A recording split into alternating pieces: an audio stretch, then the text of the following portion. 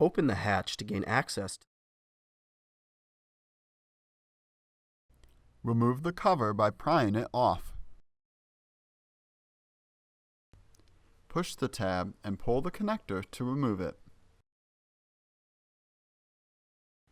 Remove the bolts by turning them counterclockwise.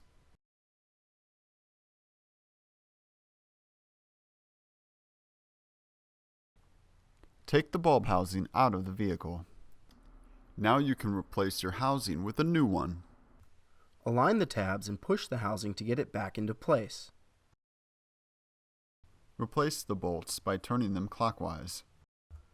It's a good idea to hand tighten the bolts before securing them to the vehicle. Reconnect the bulb housing. Replace the cover by aligning the tabs and swinging it back in place.